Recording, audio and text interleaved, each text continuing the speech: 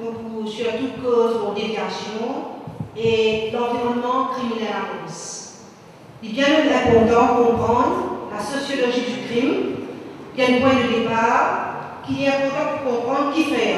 Nous devons connaître qui sont les criminels et qui sont les victimes et qui sont les facteurs qui poussent au crime et le comportement criminel. C'est quand nous comprenons ça qu'il nous sommes capables d'inverser une situation de forte criminalité. Vous connaissez ce qu'il faut faire, il faut nous mener l'étude de tout ça. Qui fait un assaillant criminel, qui fait un vol, viol, fraude et corruption. Il y a Maurice, il y a une criminalité qui va un sociologue qui explique ça par l'environnement, l'exclusion sociale et par la pauvreté dans les ghettos. Et puis aussi, la course à la richesse, beaucoup de gens ont une risque. Et je prends de l'argent facile. Je deviens riche tout de suite, je ne pas aller à Cannes. Il y a ça, il y a fraude, corruption, trafic de drogue, et puis il y a un criminel, même, avoir au crime organisé. Et puis, une autre chose encore qui est bien importante, un nouveau phénomène, une frénésie, on arrive à ça, qui peut ruiner le milieu de famille mauricienne, c'est le jeu. C'est un phénomène sur lequel personne n'a fait aucune enquête détaillée. Et qui s'en a qui disait faire cette enquête-là? C'est l'État, bien sûr. C'est l'État qui vient faire l'enquête et propose une solution pour ralentir la frénésie du jeu qui détruit chaque jour l'équilibre social du pays. Ça va dire là, c'est va dire la pression, surtout le stress. Quand on est dans une pièce, tout se casse. Vous avez une solution pour rentrer la case, madame Pétienne, la paix côté, la paix vite finie. Ça capable de pousser vers vol, vers fraude, vers la corruption. Et troisièmement, Maurice est une société stressée. Moi, nous connaissons, la preuve que moi, je connais même, quelquefois, quand on peut pas, ou un parking, tout va être infiniment capsulé. Du monde est plus qu'à attendre. Quand vous avez un supermarché, du monde a l'idée, vous pouvez trouver du monde à peu près, c'est on lui passe des moments. Et vous trouvez un crime d'agression, un meurtre, assassinat, blessure, un drame familial sanglant, qui nous trouvons chaque jour, presque chaque semaine qui passe.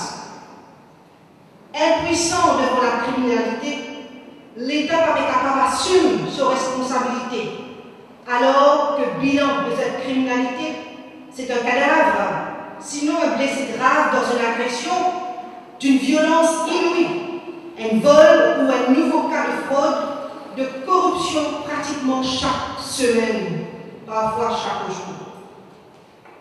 Ainsi, c'est une proposition qui se fait au Parlement pour une création d'un observatoire de la criminalité. Et ça va prendre en considération, et ça va prendre en considération, alors qu'il y a une chose qui vise à faire, bien sûr. Parce que les Mauriciens vivent dans un sentiment d'insécurité à travers tout le pays, à cause d'une criminalité et d'une violence sans précédent dans les annales du pays. Tu n'as une demande encore, moi je connais, pour une commission d'enquête sur la drogue qui a également été refusée. Et je me rappelle, dans les années 60-90, la mafia de la drogue fut décapitée, moi je connais, c'est une commission d'enquête qui est présidée par Sir Maurice Rowe. Mais maintenant, nous remarquons que la mafia s'est amplifiée et que la drogue est en hausse au sein de la population.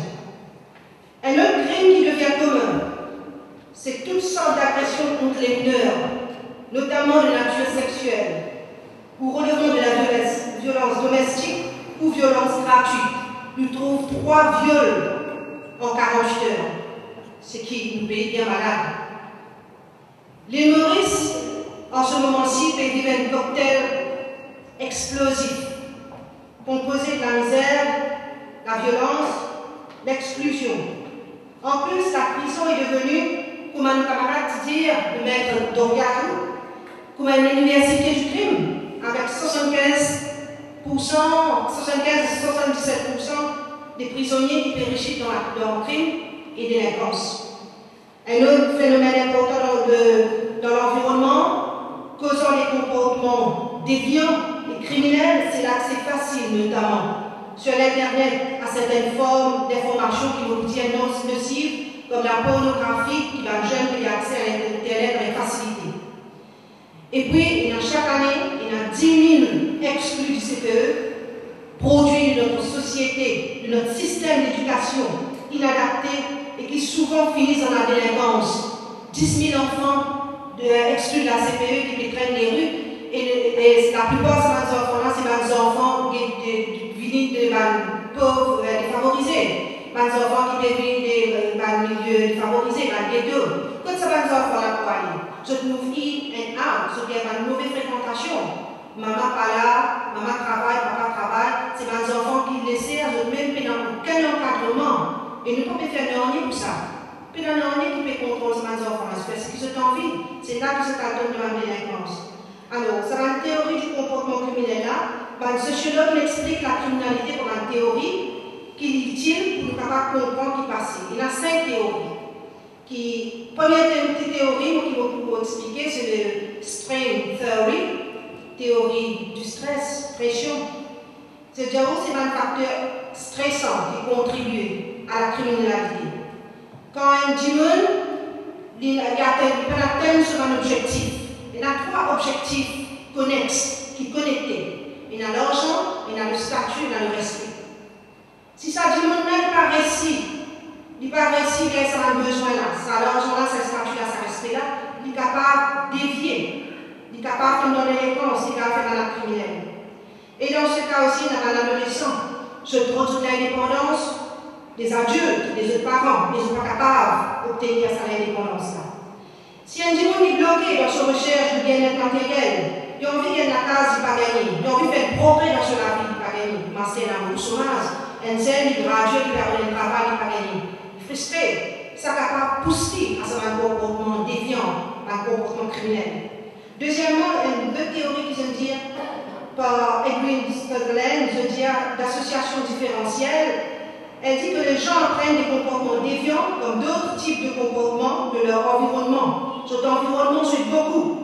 Un lieu qui se fréquentait, des gens qui fréquentent dans les différents groupes sociaux, qui se fréquentaient. Ça montre que l'environnement est un rôle important à jouer. Vivre dans un ghetto contre la drogue répane, ou vivre dans un milieu aisé aussi, côté d'une culture dominante de la corruption. Nous passons dans un milieu défavorisé, mais la corruption existait dans ma grande famille aisée aussi. Ça aussi, il y a la corruption, il y a tout, il y a le vol, il y a le viol, tout. La troisième théorie qui se dit, c'est la théorie de l'anomie, où nous sommes capables de dire l'instabilité sociale, proposée par Robert Burden. L'idée de la richesse est considérée comme un objectif important. Et même quand nous connaissons Maurice, comme les Mauriciens, la richesse est considérée comme un objectif important pour la plupart des Mauriciens. Mais seulement, tout le monde n'est pas capable d'être riche, en particulier par membre des groupes favorisés. Ce conflit-là est capable de provoquer l'instabilité sociale et un comportement criminel chez certaines personnes. Le chômage, on m'a dit tout à l'heure, il met en phase là. Le chômage est un problème grave. Actuellement, il y a 52 000 chômeurs. Et la plupart ont gradué. C'était dans l'expérience. Pas dire que monde qui est dans l'expérience. C'est pas du monde qui est chômeur en ce moment-ci, c'est pas du monde qui est dans l'expérience, c'est pas gradué. Alors, le chômage est important. Le déclin ou la faillite économique, pour à ce qu'elle nous peut témoigner, pays faire faillite, sont les causes primaires de déviation criminelle chez les gens touchés par ces problèmes graves. Quatrième théorie s'appelle la containment theory.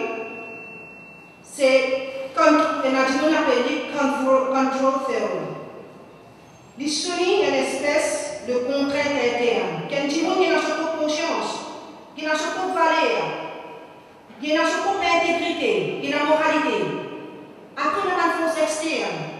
Comme la police, il y a une autorité qui dit non, pas faire ça, ça pas bon de faire. Il y a ma famille, il y a ma famille, il y a une autorité religieuse. Et qui s'agit de là, il est capable de réviser pour suivre une voie criminelle dans un environnement qui pousse au crime, qui pousse à la fraude, qui pousse à la corruption, ou le cover de certains scandales. Parce qu'il y a du monde, c'était la conscience. Bien une théorie, pas trop tarder,